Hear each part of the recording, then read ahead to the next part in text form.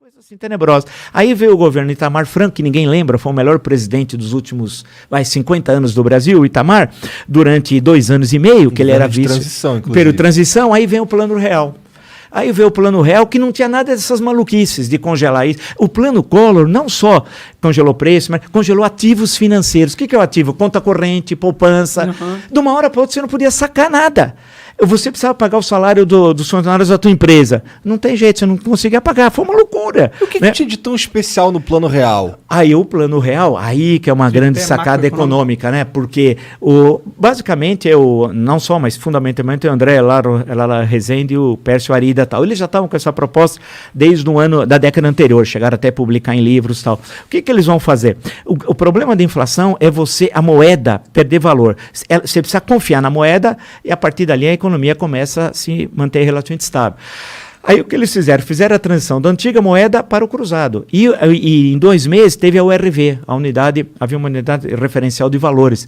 E o Brasil fez esse país é fantástico, por isso que essas coisas de Bolsonaro, essa caterva, vai embora tal. A gente tem de ver 94. Em 2 meses, você tinha uma tabela, né, em que você tinha a conversão de URV na nova moeda. E deu tudo certo, porque na padaria você tinha 2 moedas. No ônibus, 2 moedas. Nas grandes empresas negociando, tinha 2 moedas. Eu lembro que eu sempre observava o Aloysio Mercadante.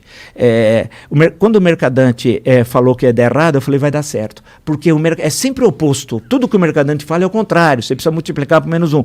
Quando ele falou que em 94 ia dar tudo errado o Plano Real, eu falei, agora vai dar certo. Né? E aí deu certo. E foi uma coisa... Mas aí o Itamar Franco comprou... ninguém sabia se aquilo ia dar certo. O modelo teórico era muito bom. E deu certo. Tanto que o dólar começou a ser cotado. É bom lembrar que você comprava com 0,86 centavos de real $1. Era o contrário. Era assim. E conseguiu organizar a economia de uma tal forma e a moeda passou a ter valor. Que nós não tínhamos, porque a gente não sabia. E aquilo foi uma coisa fantástica. Não tinha reeleição à época. A reeleição é em 1997.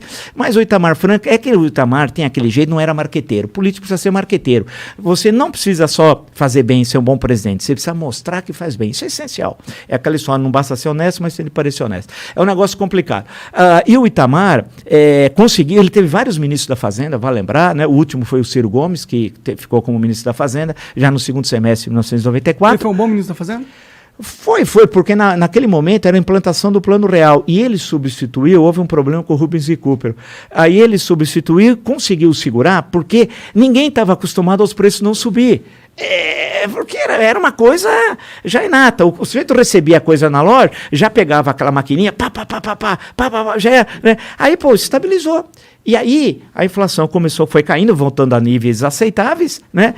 E aí isso garantiu que o Fernando Henrique fosse presidente da República. O Fernando Henrique deve levantar as mãos aos céus a 2 coisas. Uma, o Plano Real, e outra, a coragem do Itamar Franco. Porque o Fernando Henrique era ministro de Relações Exteriores.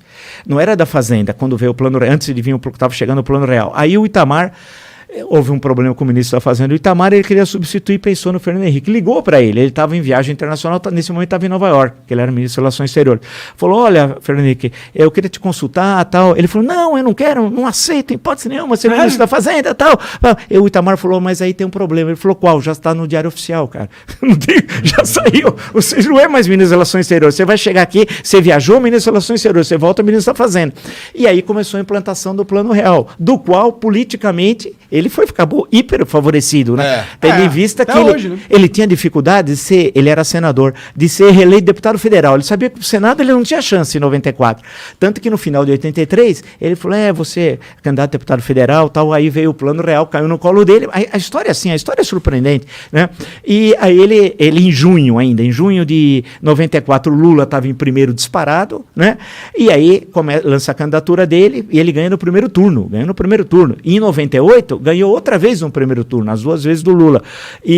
Mas fez um governo que, de um lado, teve essa estabilização em relação à inflação, mas foi muito pouco ativo no campo do desenvolvimento econômico. O Brasil cresceu muito pouco. Claro que ele teve crises internacionais, teve a crise da Rússia, a crise asiática, problemas complicados que a moeda nossa aqui teve de ser desvalorizada, teve momentos complicados de crises internacionais e o Brasil não tinha reservas monetárias suficientes para segurar ataque especulativo da moeda. Hoje o Brasil tem uma reserva imensa, que vem, inclusive, ainda desde os governos do PT. Então, você consegue assegurar caso tenha um ataque especulativo. Naquele momento não tinha.